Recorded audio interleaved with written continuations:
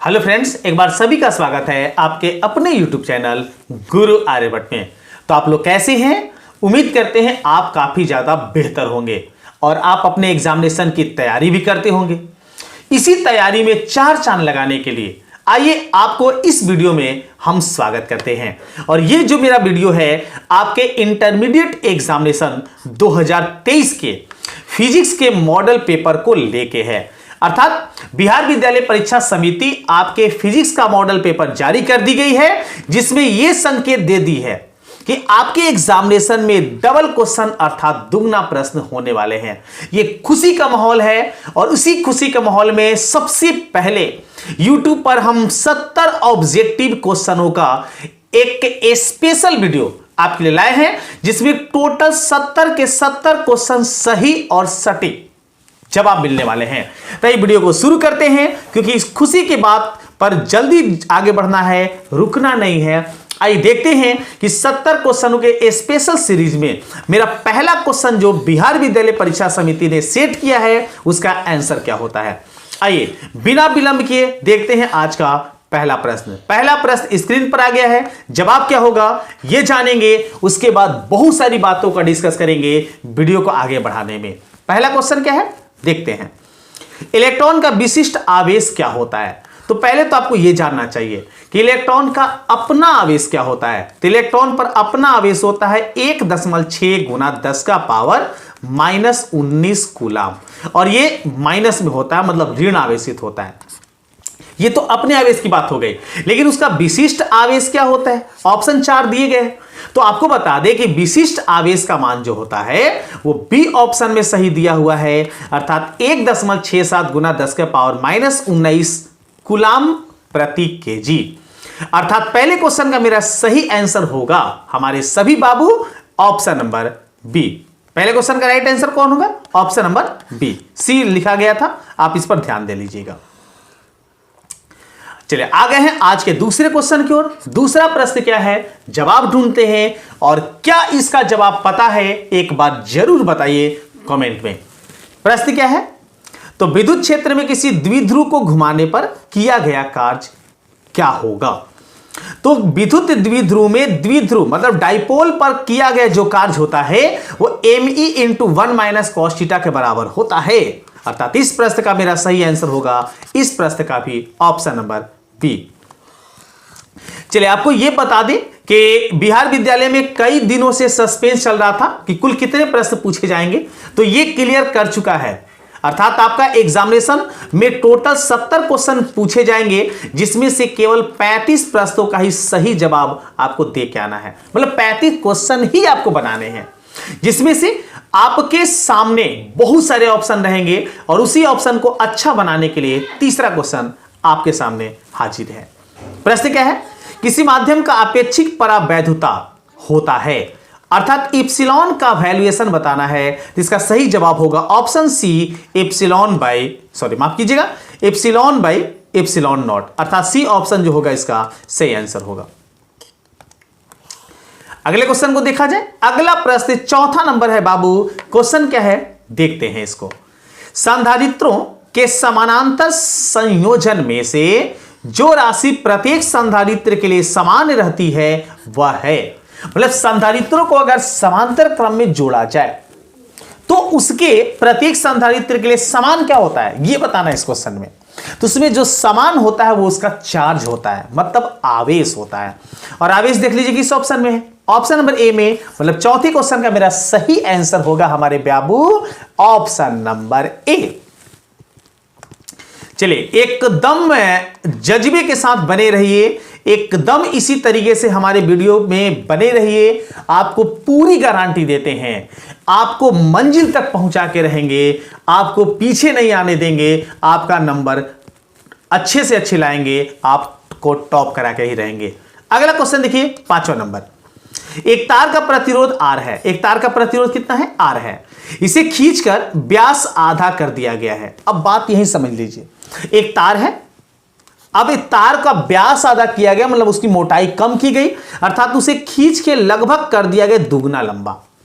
तो तार का प्रतिरोध क्या है? तो आप पढ़े होंगे कि तार की जब लंबाई बढ़ती है तो प्रतिरोध जो होता है जितना बढ़ता है उसके वर्ग के बराबर बढ़ जाता है। तो यहां बढ़ा कितना है? 2 गुना। अब 2 का स्क्वायर कीजिए तो आपके सामने 4 आता है, मतलब 4 गुना बढ़ जाएगा।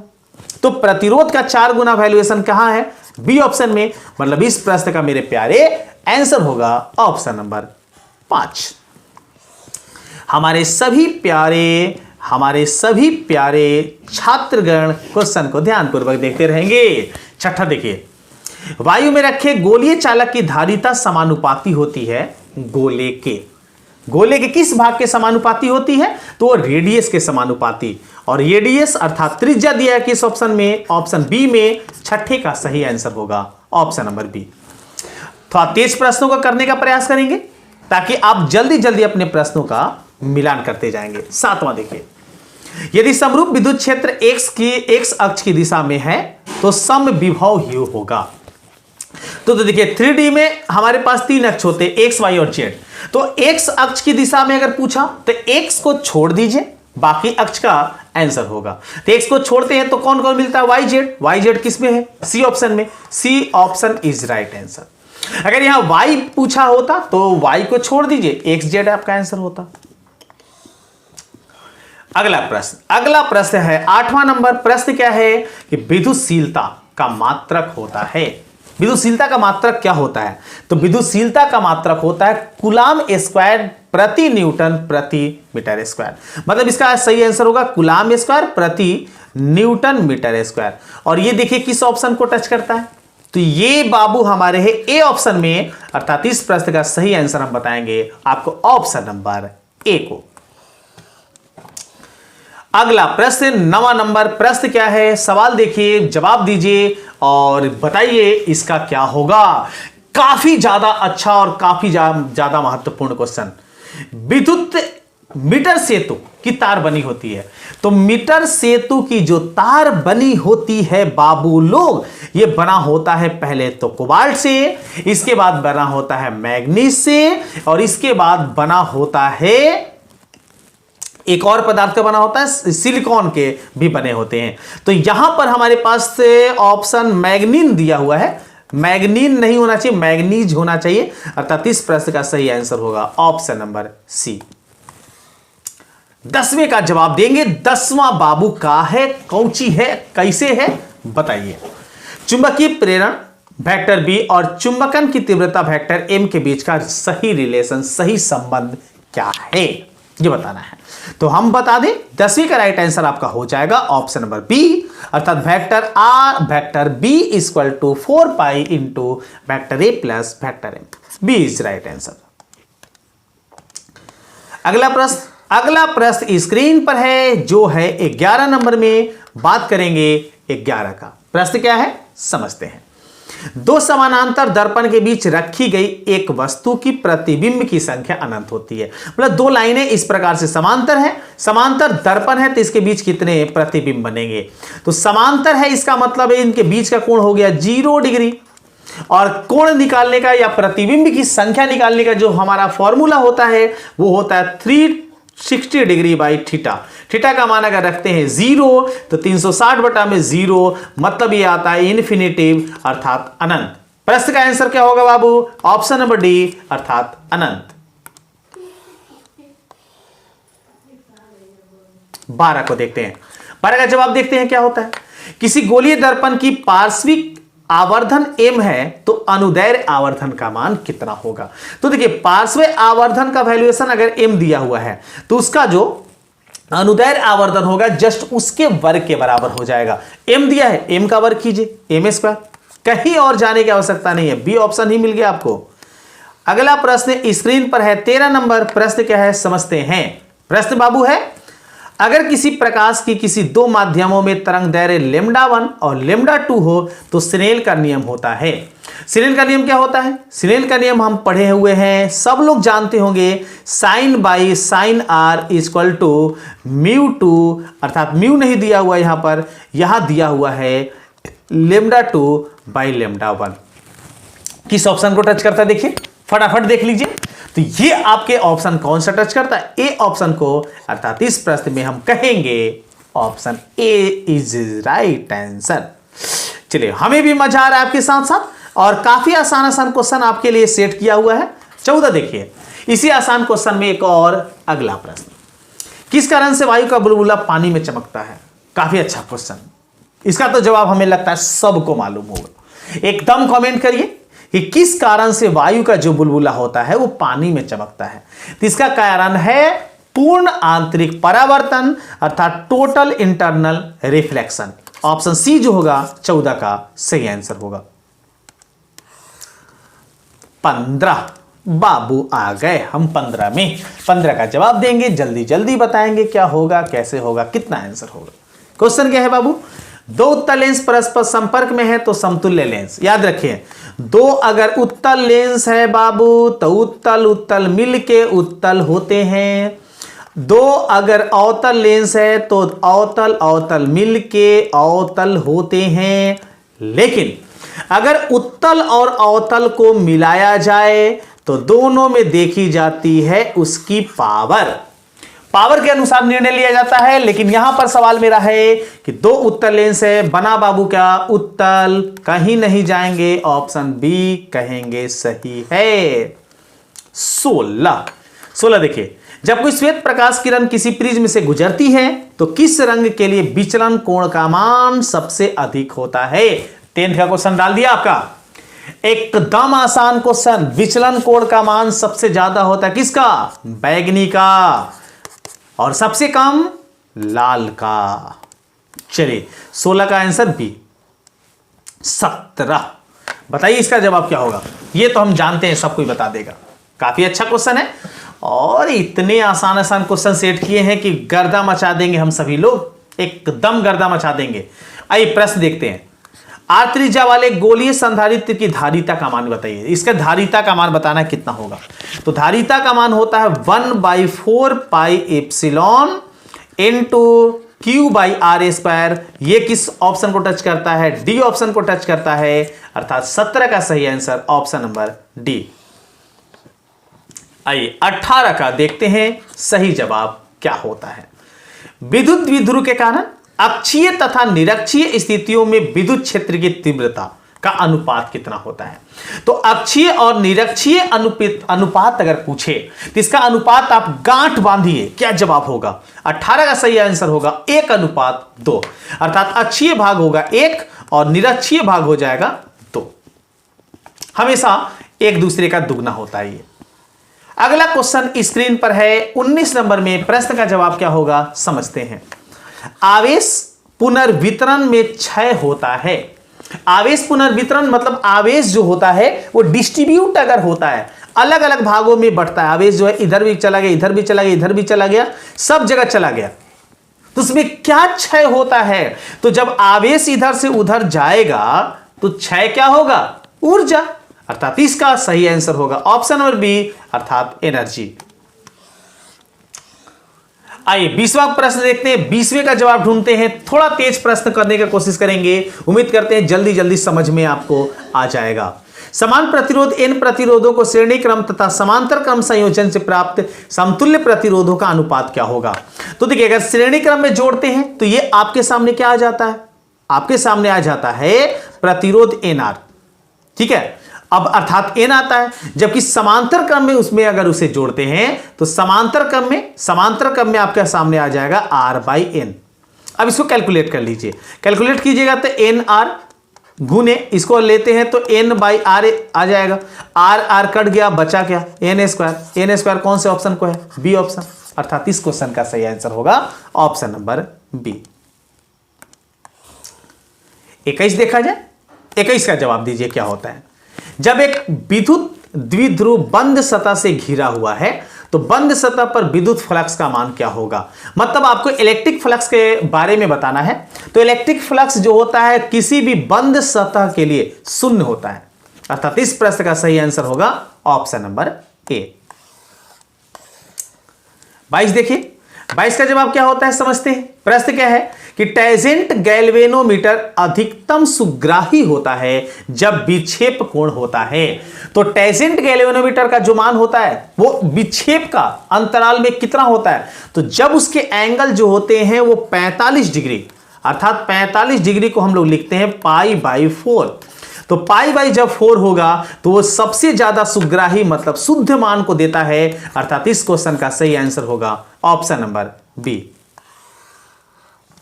23 देखिए, 23 का जवाब डालिए, काफी आसान, एकदम पता है, सबको पता है इसके बारे में।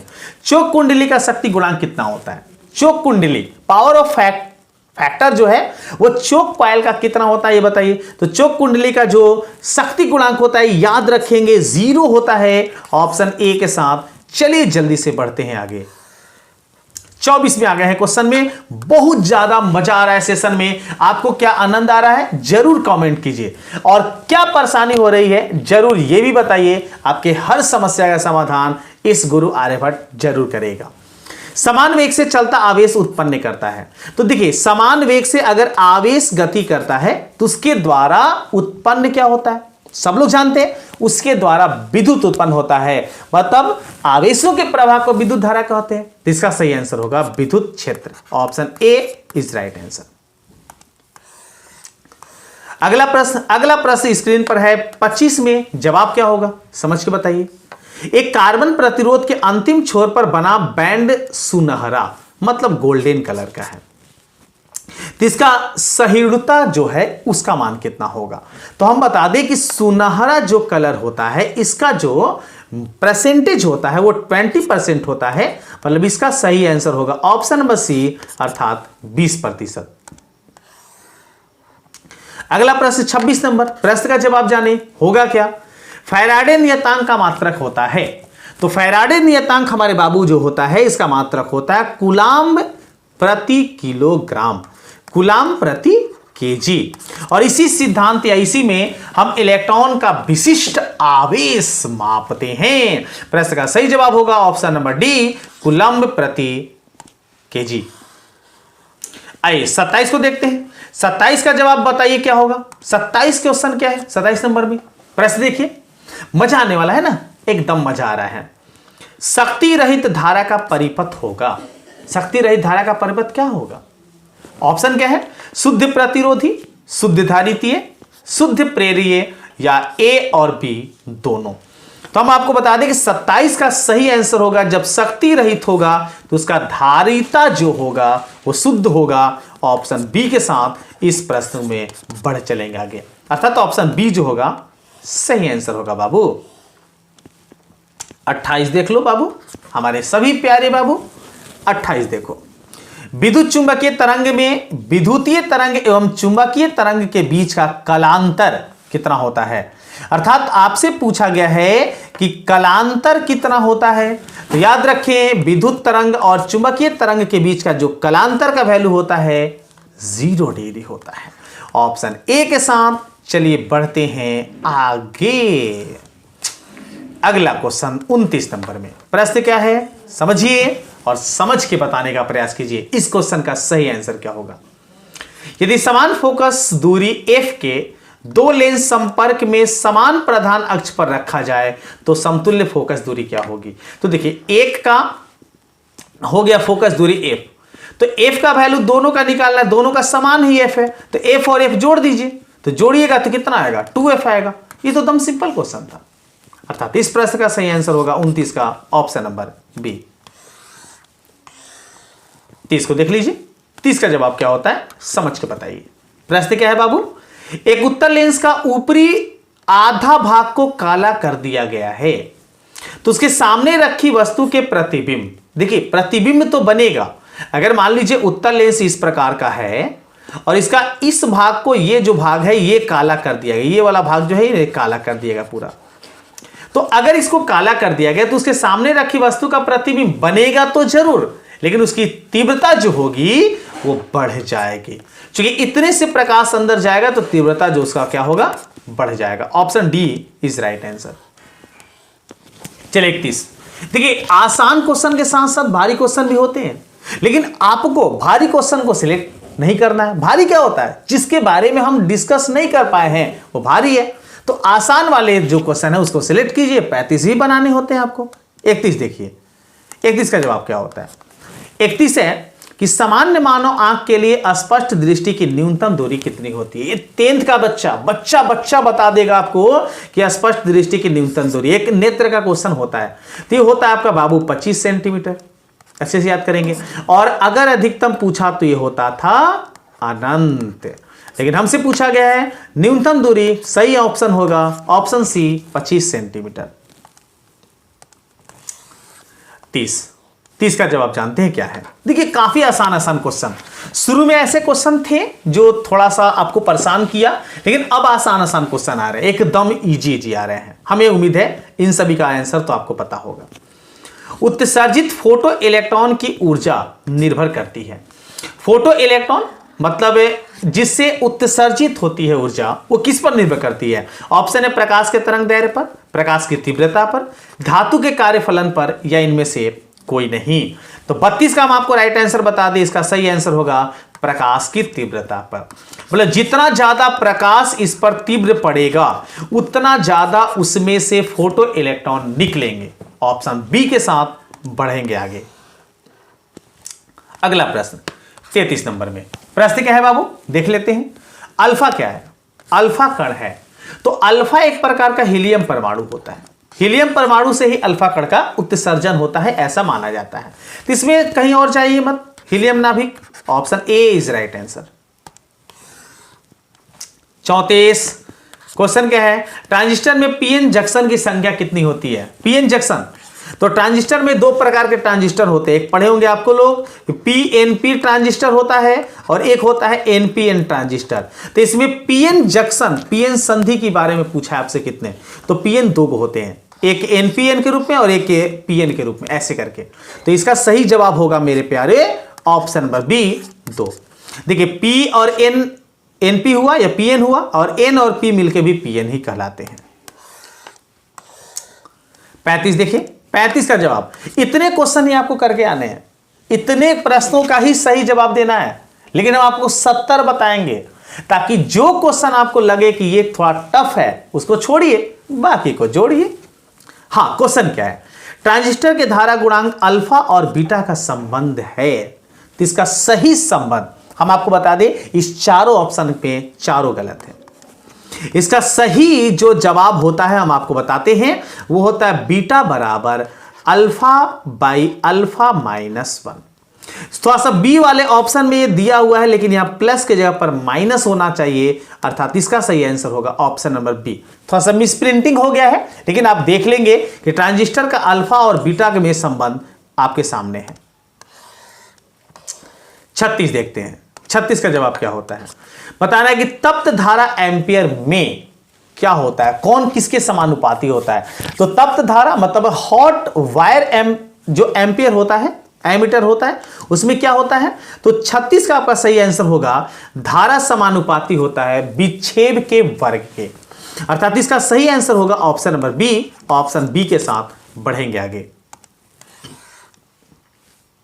देखिए अगला क्वेश्चन आ गया है, अगला प्रश्न आपकी स्क्रीन पर है, जो कि है 37 नंबर। एल आर परिपथ का शक्ति गुणांक, याद रखिए L R, L C R, L R, ये सब जो क्वेश्चन होते हैं ना, एकदम आपको याद कर लेना चाहिए। एक क्वेश्चन कंपलसरी मिलेंगे आपके एग्जामिनेशन में, ये मेरी पक्की चैलेंज है। एक क्वेश्चन एकदम मिलेगा, एलसीआर परिपथ से पूछे, एलआर परिपथ से पूछे, सीआर परिपथ से पूछे, या इस प्रकार के कोई एक परिपथ से पूछे। चलिए इसका शक्ति गुणांक, तो आपको बता दें इसका शक्ति गुणांक सी ऑप्शन में सही दिया हुआ है, इसका सही आंसर होगा प्यारे हमारे ऑप्शन नंबर सी। चलिए अगला प्रश्न 38 देखिए, क्वेश्चन क्या है समझ के बताइए। निम्नलिखित में किसका वेधन क्षमता अधिक होता है? देखिए हमारे गांव में एक कहावत होता है, गामा पहलवान बनत रह, अर्थात गामा किरण का, ऐसे याद रखेंगे ऑप्शन डी। गामा मतलब पहलवान, सबसे ज्यादा वेधन क्षमता रखने वाला पदार्थ गामा किरणें। निकलते हैं अगले क्वेश्चन। अगला क्वेश्चन देखिए 39, प्रश्न क्या है समझते हैं। द्रव्यमान संख्या ए तथा नाभिक की त्रिज्या आर के बीच का संबंध है, ये बताना है। तो देखिए जानकारी ले लें कि कोई भी त्रिज्या जो होता है वो उसके द्रव्यमान संख्या के तृतीय घात के समानुपाती होता है। तृतीय घात मतलब 1/3, अर्थात R समानुपाती हो जाएगा 1/A के पावर 1/3 के। और ये किस ऑप्शन को टच करता है? सी को। 39 का सही आंसर होगा बाबू हमारे प्यारे ऑप्शन नंबर सी। 40। देखिए इतना आसान आसान क्वेश्चन पूछा, ये सब तो दम आसान से बना लेंगे ना, इसलिए हमारा मानना है कि आप पूरे क्वेश्चन को एक बार जरूर देखेंगे अपने एग्जामिनेशन में। अब देखेंगे जो जो आसान लगेगा ना एकदम चुन चुन के लगाएंगे एकदम अच्छे से। सूर्य का ऊर्जा का कारण, तो इसका कारण है नाभिकीय संलयन, ऑप्शन बी इज करेक्ट। चलिए आगे बढ़ते हैं। अगला प्रश्न आपकी स्क्रीन पर है 41 नंबर। प्रश्न क्या है देख लीजिए। प्रश्न की 1 किलोग्राम मात्रा के तुल्य ऊर्जा लगभग होती है। चलिए लगभग में बताना, देखिए इसको हम कैलकुलेट करके बताते हैं। आपके लिए जानकारी होगा कि आइंस्टीन के द्वारा एक सूत्र बताया गया था, E = mc²। m का वैल्यूएशन किताब के क्वेश्चन के अनुसार 1 दिया हुआ है। c का वैल्यू जानते हैं 3 × 10⁸। अब इसका कर देना है आपको स्क्वायर करेंगे तो कितना होगा? 3 का स्क्वायर करेंगे तो ये आपके सामने कितना हो जाएगा? ये 9 हो जाएगा। और अगर 10 का पावर 8 से इस 2 में गुना करेंगे, पावर से पावर में क्रॉस होता है, तो आपके सामने आ जाएगा 10 का पावर 16। अब इस 9 को आप लगभग ले सकते हैं 10, तो 10 × 10 का पावर 16 टोटल हो जाएगा 10 का पावर 17। अर्थात देख लीजिए किस ऑप्शन में लगभग है, तो ऑप्शन सी में है, अर्थात इस प्रश्न का सही आंसर ऑप्शन सी होगा। अगला प्रश्न 42 नंबर। प्रश्न क्या है समझते हैं। बहुत जल्दी क्वेश्चन का सीरीज समाप्त होने वाला है और बहुत जल्दी आप इस क्वेश्चन को देख भी लिए। पक्ष अभिनत डायोड है, तो पक्ष अभिनत जो डायोड होता है ये एक प्रकार का जेनर डायोड होता है, अर्थात इस प्रश्न का सही आंसर होगा ऑप्शन नंबर ए। अगला प्रश्न आ गया देखिए बाबू गेट से एक क्वेश्चन याद रखेंगे। गेट से एक क्वेश्चन कंपलसरी है आपके एग्जाम में, एकदम गेट पूरा करके जाइए। ऐसे मूल गेट कितने होते हैं? 3 होते हैं, एक होता है और, एक होता है नॉट और एक होता है एंड। ये 3 गेट ऐसे हैं जो बेसिक होते हैं, अर्थात मूल गेट होते हैं। नंद गेट ये संयुक्त गेट होता है जो नॉट और एंड गेटों को मिला के बनता है, तो इसका बूलियन व्यंजक बताना है। इसका बूलियन व्यंजक है a × b का whole ranking = y, option A is correct answer. 44 से मानव नेत्र का विभेदन क्षमता कितना होता है? तो मानव नेत्र का विभेदन क्षमता होता है 1 मिनट। ऐसे अभी 1 मिनट मतलब 60 सेकेंड, और 60 सेकेंड दिया गया ऑप्शन नंबर बी में। ऑप्शन बी के साथ बढ़ते हैं आगे। 45 को देख लीजिए। 45 से कि नाभिकीय अभिक्रिया में संरक्षित राशियां कौन सी हैं? तो नाभिकीय अभिक्रिया जो होता है, इस नाभिकीय अभिक्रिया में आवेश संरक्षित होता है, अर्थात इस प्रश्न का सही आंसर ऑप्शन ए होगा। प्यारे हमारे प्यारे बच्चों, एकदम इसी तरीके से मन लगा के पढ़ते रहिए, और हमारे चैनल पर अगर नए होंगे, अभी देखते होंगे वीडियो, तो जरूर इस चैनल को सब्सक्राइब कर लीजिए, क्योंकि आपके आईसी को पूरे अंतिम स्थिति तक ये गुरु आर्यभट्ट जरूर पहुंचाएगा। चलिए 46 को देखिए। निम्नलिखित में किसका अपवर्तनांक सबसे अधिक होता है? चलिए ऐसे तो आपको याद होना चाहिए, ऐसे हम सबका बता देते हैं। कांच का अपवर्तनांक होता है 1.33, पानी का अपवर्तनांक होता है लगभग 1.5, हीरा का अपवर्तनांक होता है 2.42, और एल्कोहल का अपवर्तनांक होता है 1.8 या 1.7 के आसपास। इस तरीके से हमारा सबसे ज्यादा किसका हुआ? सी, हीरा का, अर्थात ऑप्शन सी जो होगा इसका सही आंसर होगा। 47 को देख लीजिए। 47 क्या है ये समझते हैं। 2 प्रकाश स्रोत संबंध होता है जब उनके बीच का कालांतर कितना होता है, ये बताना है। तो 2 प्रकाश स्रोत संबंधित किससे होता है बताइए प्यारे, जल्दी से बताइए हमारे प्यारे बच्चों। A B C D 4 option है, चारों में बताइए कौन सा जवाब सही होगा। नहीं पता? हम ही बता दें। 47 का होगा नियत रहता है। जब 2 प्रकाश स्रोत संबंधित हैं तो उसके कालांतर जो होता है वो नियत होता है। Option A is right answer. अगला क्वेश्चन आ गया है बाबू 48 का जवाब बताइए। गर्म करने पर अर्धचालकों का प्रतिरोध क्या होता है? अर्धचालक जिसमें मुख्य रूप से जर्मेनियम और सिलिकॉन, जाने जाते हैं। और ये जर्मेनियम सिलिकॉन को दो टाइप में बांटा गया, एन टाइप, पी टाइप, बहुत अच्छे से पढ़े होंगे। तो अर्धचालक का प्रतिरोध क्या होता है जब उसे गर्म करते हैं, तो गर्म करने पर उसका जो प्रतिरोध होता है वो घट जाता है। ऑप्शन ए के साथ बढ़ेंगे आगे। चलिए अगला प्रश्न है 49 नंबर में। 49 का जवाब कितने को पता है बताइए जल्दी जल्दी, एकदम मन लगा के पढ़िए। आपके साथ पूरे जोश और जुनून के साथ हम प्रतिदिन इसी प्रकार से लगे ही रहते हैं। विद्युत चुंबकीय प्रेरण में प्रेरित आवेश स्वतंत्र होता है। किससे स्वतंत्र होता है? पहला ऑप्शन देखिए, फ्लक्स से, परिवर्तन से, समय से, कुंडली के प्रतिरोध से, या इनमें से कोई नहीं। तो इस 49 का आपका सही आंसर होगा समय से। समय से स्वतंत्र, समय का कोई वैल्यू ही नहीं है। विद्युत चुंबकीय प्रेरण में आवेश स्वतंत्र किससे होता है बाबू? समय से। ऑप्शन बी के साथ चलिए जल्दी से बढ़ते हैं। चलिए जल्दी जल्दी करके हम लोग आ गए हैं 50 नंबर क्वेश्चन में। देखिए कितना जल्दी 50 में आ गए, पता ही नहीं चला। आप लोग मन लगा के जब पढ़ते हैं ना तो हमें पढ़ाने में भी मजा आता है। आपके इस एनर्जी को देख के हमें भी लगता है जब आप इतना मेहनत कर सकते हैं तो हम आपके लिए इस छोटा सा मेहनत क्यों नहीं कर सकते हैं। इसी के साथ 50 देखिए क्या जवाब होता है। फैराडे का विद्युत चुंबकीय प्रेरण का नियम किसके संरक्षण का परिणाम है? इसमें क्या संरक्षित रहता है फैराडे के विद्युत चुंबकीय प्रेरण का सिद्धांत?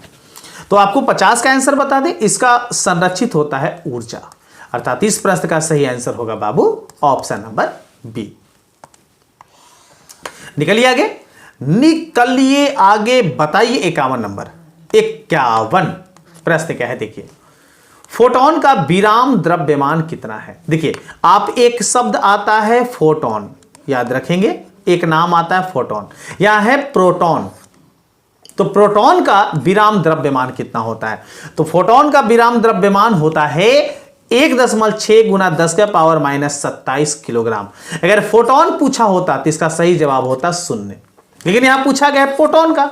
तो प्रोटॉन का बाबू होता है डी ऑप्शन में दिया हुआ है सही, option D is correct answer. 52 देखिए, 52 का जवाब क्या होता है? मिलाइए जल्दी से, क्या क्या जवाब होता है। अगर आपको इसको पीडीएफ में डाउनलोड करना है तो उसका लिंक डिस्क्रिप्शन में हम आपको दे दिए हैं, आप वहां से जाके डाउनलोड कर सकते हैं। 52 देखते हैं। चार डायोप्टर क्षमता के लेंस की फोकस दूरी क्या होगी? ये तो एकदम नॉर्मल क्वेश्चन पूछ दिया।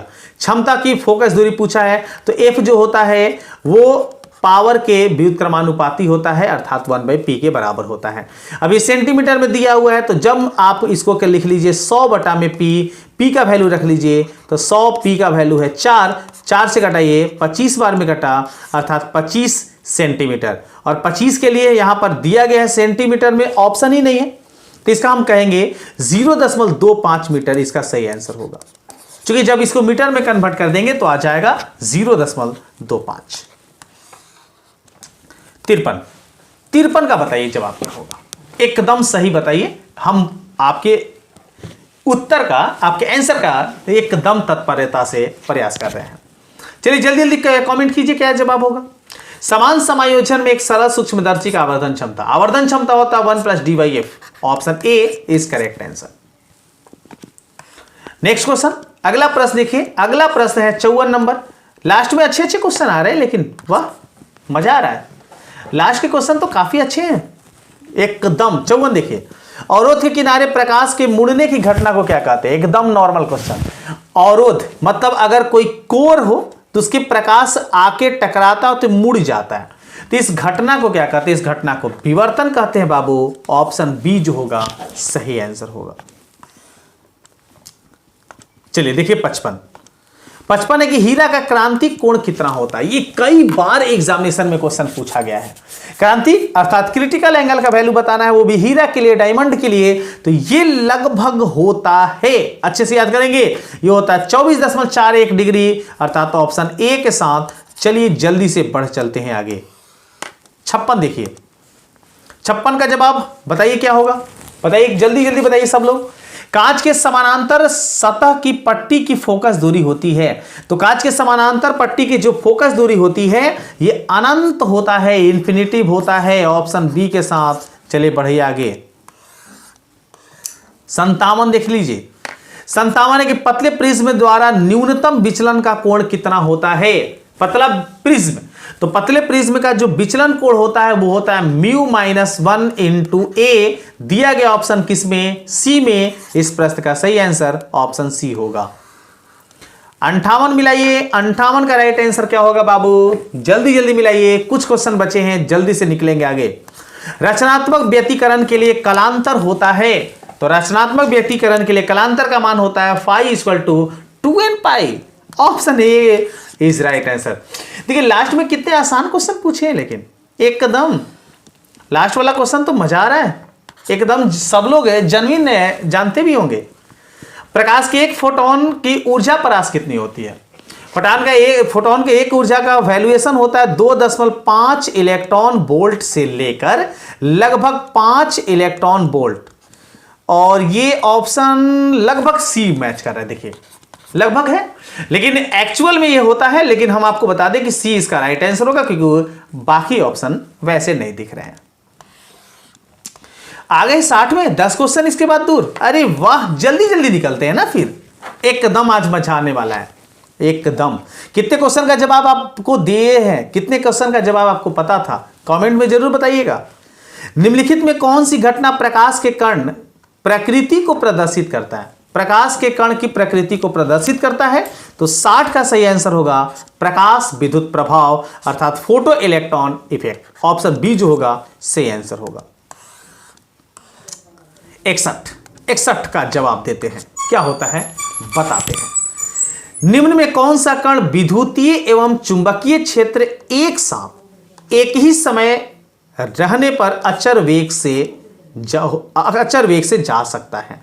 अर्थात विद्युतीय और चुंबकीय क्षेत्र में एक ही समय रहने पर अचर वेग से जा सकता है, वेग नहीं बदलेगा और वो जा सकता है। तो 61 का सही जवाब होगा, ऐसा कर सकता है केवल फोटोन, क्योंकि इसका विराम द्रव्यमान 0 होता है। Option C is right answer. आइए 62 मिलाइए, 62 देखिए बाबू, 62 का जवाब क्या होगा। नाभिकी की खोज किसने की। थोड़ा सा आपको बता देना, नाभिक होना चाहिए था, थोड़ा सा मिस प्रिंटिंग है बाबू, ये होना चाहिए नाभिक। नाभिक का खोज कौन किया था। तो नाभिक का खोज सब लोग जानते हैं, अल्फा कण का प्रभाव सोने की पन्नी पर डाल के प्रभाव जांच कौन किया, रदरफोर्ड, और उन्होंने नाभिक के बारे में बताया था। इसलिए इसका क्वेश्चन का राइट आंसर ऑप्शन सी। 63 देखिए, 63 का जवाब बताइए। इलेक्ट्रॉन, प्रोटॉन और न्यूट्रॉन के लिए कौन सी राशि समान रहती है, मतलब समान रहती है सबके लिए, इलेक्ट्रॉन के लिए भी, प्रोटॉन के लिए भी, और बाबू न्यूट्रॉन के लिए भी। तो समान रहने वाली जो राशि है वो है आवेश। Option B is right answer. 64 मिलाइए, 64 का जवाब क्या होगा। एकदम अब 6 क्वेश्चन मात्र दूर है, वीडियो को एकदम अंत तक देख के जाइए। एक प्रत्यावर्ती धारा का समीकरण I equal to 50 sine 100 pi T, तो विद्युत धारा की आवृत्ति होगी। देखिए अगर आप लोग धारा के सूत्र समीकरण जानते तो जानते होंगे, I इक्वल टू होता है I not sine omega T, ये होता है किसी भी प्रत्यावर्ती धारा का बेसिक सूत्र। अब इस सूत्र से आप इसमें आवृत्ति कौन सी होती है, तो इसके आवृत्ति बाबू होता है, और वो होता है यहां का आई नॉट का वैल्यूएशन, अर्थात ओमेगा का वैल्यूएशन, माफ कीजिएगा ओमेगा का, जो दिया गया 100 पाई। तो 100 पाई अगर ये प्रत्यावर्ती धारा के अनुसार है, तो आप इसे जब हल करेंगे तो आपके पास 50 पाई आ जाएगा। ऑप्शन ए के साथ बढ़ेंगे आगे। अगला क्वेश्चन देखिए 65 नंबर, जवाब क्या होगा। जर्मेनियम का बैंड अंतराल EV, मतलब इलेक्ट्रॉन वोल्ट में कितना होता है।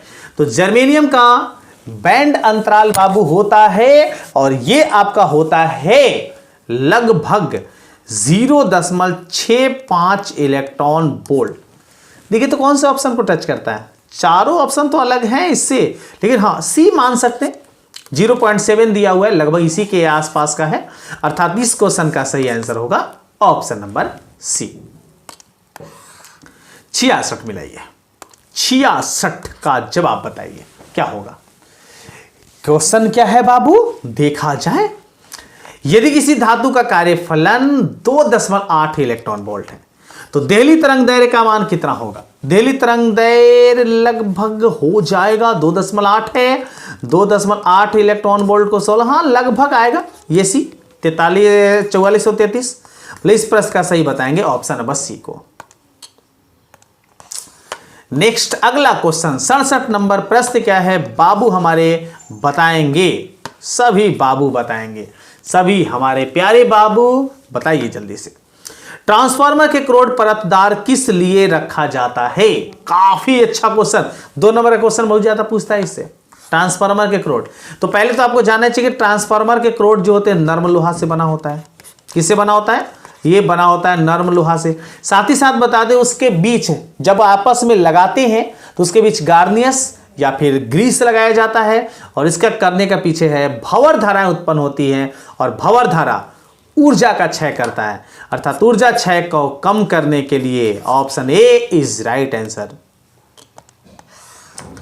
चलिए अगला क्वेश्चन 68 नंबर में है। प्रश्न क्या है कि लेजर किरण के लिए आवश्यक है?